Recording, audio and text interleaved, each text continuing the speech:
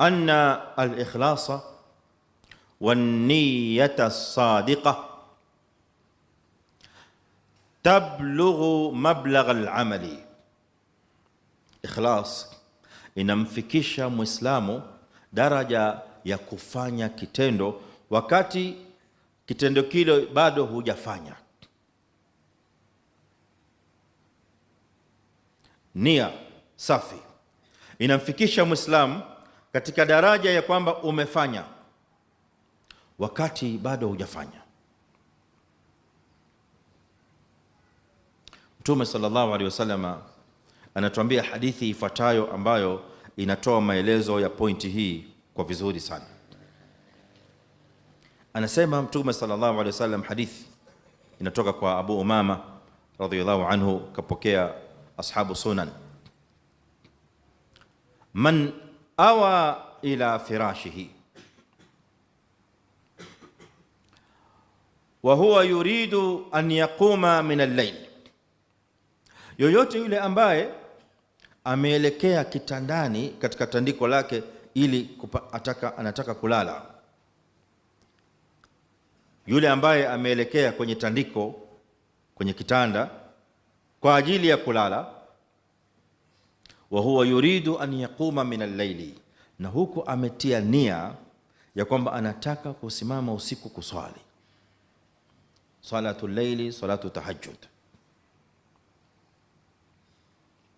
Faghalabathu aynahu hatta yusbih, lakini ikatokea kwamba mtu yule aliyetia nia ya kusimama usiku kuswali, usingizi ukamchukua hadi asubuhi, na yeye alikuwa ametia nia wakati wa kulala ya kwamba mimi insha Allah nitasimama usiku ni swali raka 2, nitasimama leo usiku ni swali raka 4, nitasimama leo usiku ni swali raka 8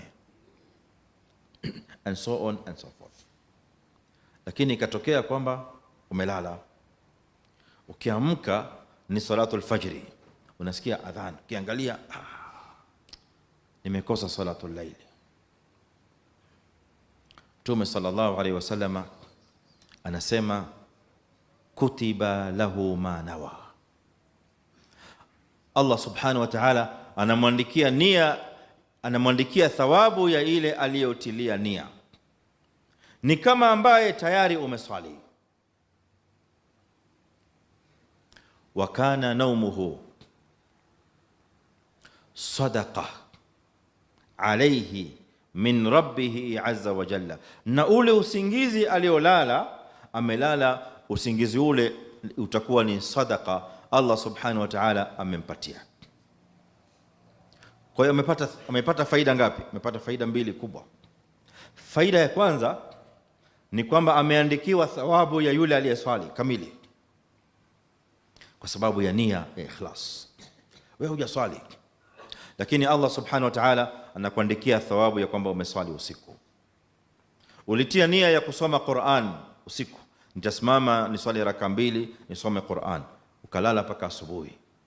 Allah subhanahu wa ta'ala anakuandikia thawabu ya mtu Muislamu ameswali usiku, ameswali tahajjud, amesoma Qur'an. Kutiba lahu ma nawa, na ule usingizi uliolala unageuka unakuwa ni sadaqa. Allah azza wa jalla amekupa kutoka kwake sadaqa ile, amekupa zawadi. Angalia ni faida na fadhila kubwa sana ya ikhlas, kwa sababu ikhlas inamfikisha Muislamu katika daraja ya yule anayefanya wakati Muislamu huyo bado hajafanya.